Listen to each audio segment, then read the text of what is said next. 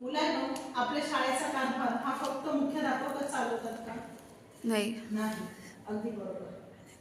शाळेचा कारभार व्यवस्थित चालावा यासाठी शिक्षक, शिक्षकेतर कर्मचारी आणि त्याचबरोबर बाकीचे जे स्टाफ असतो तो सुद्धा कार्य करत असतो. त्याचप्रमाणे शिवाजी महाराज जेव्हा स्वराज्य उभे करत होते तेव्हा त्यांचंही कामाचं नियोजन जे आहे ते अशा प्रकारे चालत होतं आणि ते तोच मुद्दा तेच पाठ आपण इमारतीचा डोलारा एखाद्या खांबावर उभा राहावा लागतो. त्याचप्रमाणे शिवाजी महाराजांचं जे स्वराज्य होतं ते अष्टप्रधान मंडळावर उभं होतं. स्वराज्याचा विस्तार होत असताना त्यांचा कारभार शिस्तबद्ध, सुरळीत आणि कार्यक्षम पद्धतीने व्हावा यासाठी शिवाजी महाराजांचा जेव्हा राज्याभिषेक झाला त्यानंतर त्यांनी दक्षिण दिग्विजय केला. दिग्विजय म्हणजे काय तर संपूर्ण जो देश आहे तो संपूर्ण त्यांनी जिंकला होता. दिग्विजय म्हणजे सर्वात मोठा विजय. ज्याप्रमाणे एखाद्या भव्य इमारतीचा डोलारा एखाद्या मोठ्या खांबावर उभा असतो त्याचप्रमाणे शिवाजी महाराजांचं जे स्वराज्य आहे याला भक्कम असं पाया होता तो म्हणजे अष्टप्रधान मंडळाचा. अष्टप्रधान मंडळ काय तर राज्य जे आहे ते सुरळीत कार्यक्षम अशा पद्धतीने चालावं यासाठी केलेले नियोजन. 8 मंत्र्यांचं जे एक मंडळ होतं, 8 प्रमुखांचं जे मंडळ होतं त्याला अष्टप्रधान मंडळ असे म्हणतात. लोककल्याणकारी राज्याचे स्वप्न सत्यात उतरवण्यासाठी राबवलेली ही त्या काळातील एक अत्यंत प्रगत आणि कुशल अशी राज्य शासन पद्धती होती.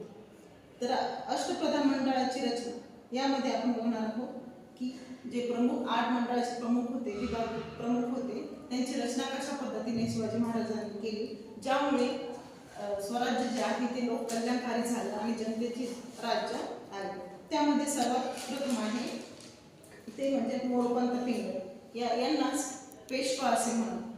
पंतप्रधान हे सर्वोच्च पद मोरोपंत पिंगळे यांच्याकडे होते. राज्यकारभार चालवले व इतर प्रधानांच्या कामावर देखरेख ठेवली.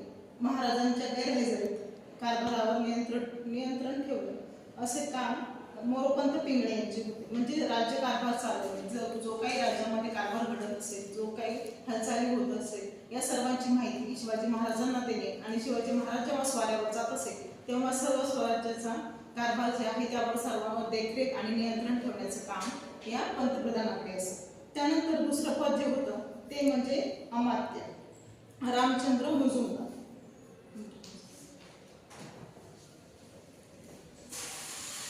या चित्रात तुम्हाला दिसतंय अष्टप्रधान मंडळ. त्यामध्ये सर्वात पहिले आहे पंतप्रधान पेशवा आणि त्यानंतर अमात्य हे पद होतं. राज्यांचा जमा खर्च पाहणे,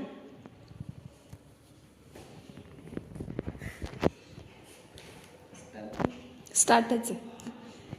रामचंद्र मुजुमदार यांना अमात्य हे पद दिलेलं होतं. हे रामचंद्र मुजुमदार जे आहेत ते राज्याचे अर्थमंत्रीच म्हटले जात होते, कारण यामध्ये महाल आणि खर्च पाहणे, उत्पन्नाचा खर्च पाहणे, तपासणे, त्याबरोबर तो सर्व राज्यांना सादर करणे, जमीन महसुली मोजणे, ह्या सर्व जमा खर्च जो होता तो सर्व अमात्याकडे असायचा. तिसरं पद आहे ते म्हणजे सचिवाचं. सचिवाचे कार्य होतं की दप्तर पत्र सांभाळणे. महाराज जे काही आज्ञापत्र काढत असेल किंवा त्यांना जे काही खलित येत होते किंवा जे काही खलित पाठवले जात असेल त्या सर्वांचं जे दप्तर आहे ते सर्व सचिवाकडे असायचं.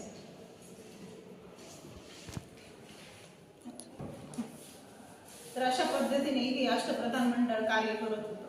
इथपर्यंत सर्वांना समजलं? हो. कुणाला काही अडचण नाही किंवा काही द्या. अष्टप्रधान मंडळ म्हणजे काय? 8 खात्यांचे प्रमुख मिळून अष्टप्रधान मंडळ बनते. अगदी बरोबर. अष्टप्रधान मंडळ म्हणजे काय? 8 खात्यांचे जे प्रमुख होते त्यांना अष्टप्रधान मंडळ म्हणतात. दुसरा प्रश्न, सेनापती कोण होते? हंबीरराव मोहिते. अगदी बरोबर. सेनापती जे आहेत ते हंबीरराव मोहिते हे होते.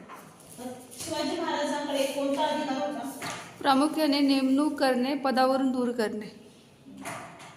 जे प्रमुखांची नेमणूक होती ती नेमणूक करणे किंवा त्यांना पदावरून दूर करणे, त्यांचे नियुक्त करणे हे सर्व अधिकार शिवाजी महाराजांकडे नावं दिलेली आहे. तुम्हाला यांचे पद कोणते आहे ते ओळखायचे. अण्णाजी दत्तो सचिव. बरोबर. अण्णाजी दत्तो हे कोण होते? सचिव. त्यानंतर आहे रामचंद्र मुजुमदार. अमात्य. अमात्य. अमात्य. मोरो त्र्यंबक पिंगळे. पेशवा मोरो त्र्यंबक पिंगळे हे कोण होते? पेशवा. होते. हे एक सर्वोच्च पद.